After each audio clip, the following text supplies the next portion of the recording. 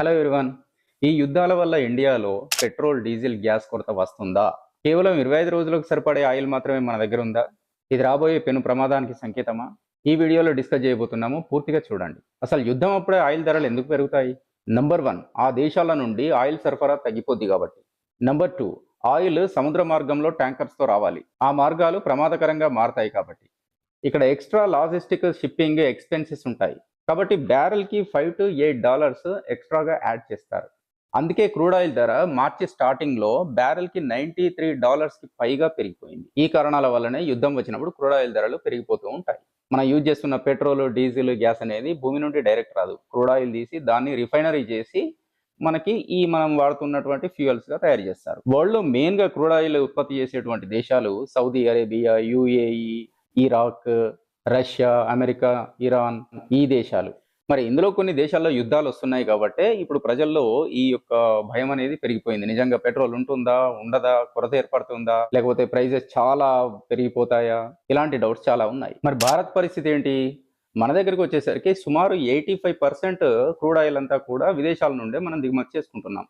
మరి 85% విదేశాల నుండి మనము దిగుమతి చేసుకుంటున్నప్పుడు అక్కడ ప్రైజెస్ పెరిగితే ఇంటర్నేషనల్ మార్కెట్లో మనకు కూడా పెరుగుతాయి కదా. ఈ విషయంలో మనకు ఒక అడ్వాంటేజ్ ఏంటంటే రష్యా, మన చిరకాల మిత్రుడు రష్యా మనకి ఏంటంటే ఇప్పుడు డిస్కౌంట్కి ఆయిల్ మనకి పంపిస్తున్నాడు. ఇది భారత్కి ఒక మంచి ఆర్థిక లాభం అనే చెప్పాలి. మరి ఇప్పుడు ప్రస్తుతం మన దగ్గర ఆయిల్ నిల్వ ఉందా? ఇది మెయిన్ ప్రధానమైనటువంటి మనకున్న డౌట్. భయమేం అవసరం లేదు. స్ట్రాటజిక్ పెట్రోలియం రిసోర్సెస్ అనేటువంటి ఆయిల్ నిల్వలు మన దగ్గర ఉన్నాయి. ఎందుకంటే ఇండియా అనేది ఒకే దేశం నుండి ఆయిల్ కొనట్లేదు, చాలా దేశాల నుండి కొంటుంది. రష్యా నుండి 35 to 40%, ఇరాక్ నుండి 18 to 20%, సౌదీ నుండి 15 to 17%, యుఏఈ నుండి 8 to 10%, కువైట్ నుండి 4 to 6%, అండ్ ఇతర దేశాల నుండి కూడా మనము కొంటున్నాము, క్రూడ్ ఆయిల్ని కొంటున్నాము. ఇలా వివిధ దేశాల నుండి మనం ఆయిల్ కొంటున్నాం కాబట్టి ఆయిల్ అనేది ఆ సరఫరా పూర్తిగా ఆగిపోయేటువంటి అవకాశం లేదు.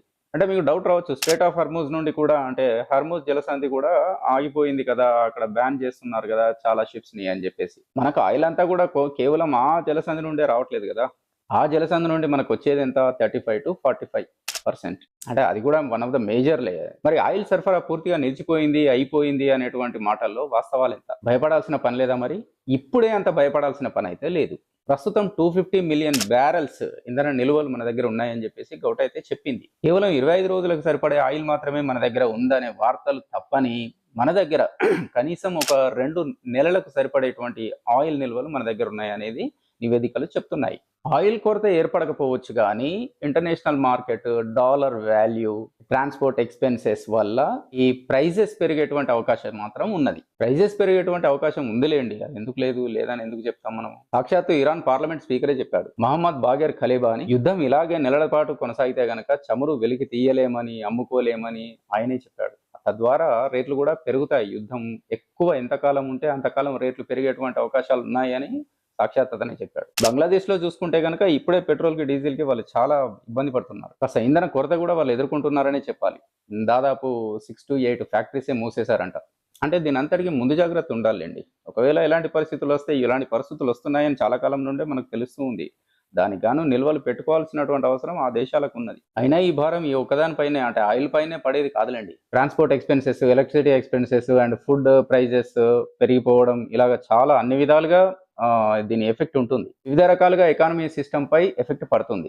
సో వార్ జరుగుతుంది కాబట్టి ఇండియాలో ఇప్పటికిప్పుడు పెట్రోల్ కొరత, డీజిల్ కొరత వస్తుందనేటువంటి భయం ఏమీ అవసరం లేదు. ఒకవేళ ఇంటర్నేషనల్ మార్కెట్ ఎఫెక్ట్ అయితే కనుక ప్రైజెస్ పెరగొచ్చు. వార్లో అమెరికా, ఇజ్రాయెల్ ఇవి ముఖ్యంగా ఇరాన్లో ఉన్న చమురు క్షేత్రాలపై దాడి చేస్తున్నాయి కదా.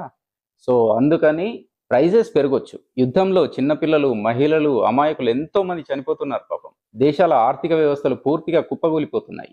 ఇది నెలల తరబడి ఇలాగే జరిగితే కనుక ఎఫెక్ట్ మనం కూడా చవి చూడాల్సి ఉంటుంది. అది మన దగ్గరికి కూడా నెమ్మదిగా వస్తుంది. త్వరగా యుద్ధం ముగియాలని కోరుకుందాం. ఇంకో ప్రశ్న, ఈ పెట్రోల్, గ్యాస్, డీజిల్ వీటి ప్రైజెస్ పట్ల కానీ, మన దేశపు విదేశాంగ విధానం పట్ల కానీ, ఈ ప్రభుత్వ విదేశాంగ విధానం పట్ల కానీ మీరు సంతృప్తిగా ఉన్నారా లేదా? కింద కామెంట్లో తెలియజేయండి.